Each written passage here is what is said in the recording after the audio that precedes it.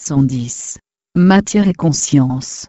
Depuis fort longtemps, la nature de la matière intriguait les esprits fertiles. De quoi est-elle faite? Peut-on la réduire indéfiniment? Dans la Grèce antique, où l'ensemble des connaissances pouvait être rassemblé en quelques thèmes de réflexion, les philosophes s'intéressèrent et s'emparèrent de cette question.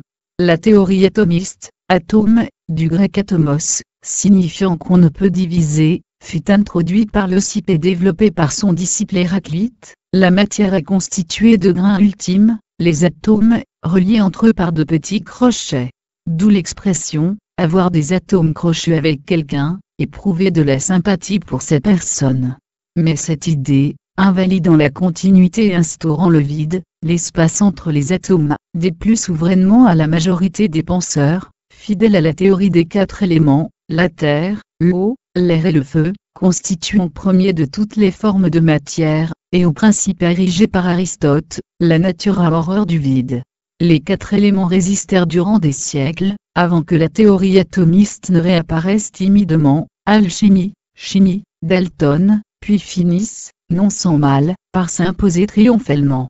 Mais il fallut attendre 1905, avec un article d'Albert Einstein expliquant le mouvement brownien, agitation désordonnée de particules en suspension dans un liquide, et la confirmation expérimentale par Jean Perrin en 1908 pour valider l'existence des atomes.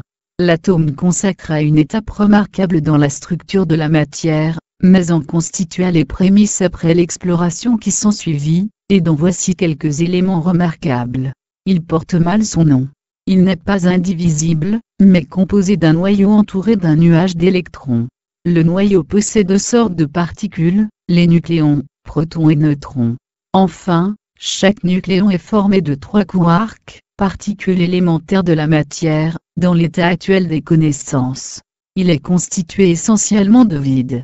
La taille du noyau est 100 000 fois plus petite que celle de l'atome.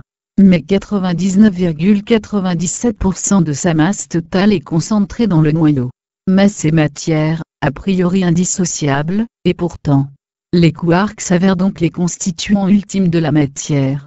Mais si l'on disposait sur une balance, un nucléon, proton ou neutron, dans le plateau de gauche, et ces 3 quarks dans le plateau de droite, ce dernier s'élèverait rapidement, ne recueillant qu'1% de la masse totale. Et que représentent les 99% restants? De l'énergie qui, selon la célèbre formule d'Einstein, E égale mc2, où m égale E divisé par c2, possède une équivalence en masse. Ainsi se manifeste la substance de la matière. Pourtant, ce que l'on voit, expérimente, ressent à son contact nous affirme le contraire, nous rassurant au passage sur la nature de notre être et celle du monde environnant, c'est du solide tout cela. Et s'il en était de même pour la conscience? Cette conscience que l'on croit si bien connaître la veille, prend ses distances durant les rêves, mais nous échappe totalement dans les phases de sommeil profond. En fait, nous n'en percevons qu'une perspective reflétant les activités et relations exercées dans un contexte donné, des scènes diverses projetées sur un écran, dont nous ignorons la nature et l'origine. S'inspirant des pionniers de l'atome pour la matière, pourquoi ne pas s'aventurer et débusquer la conscience, l'observer véritablement?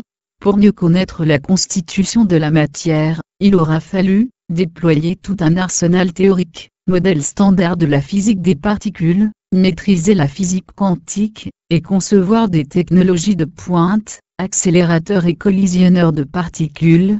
Afin d'appréhender la conscience, on peut simplement emprunter la voie de l'attention, préexistante en soi. Pourquoi, et comment ne pas tenter l'aventure?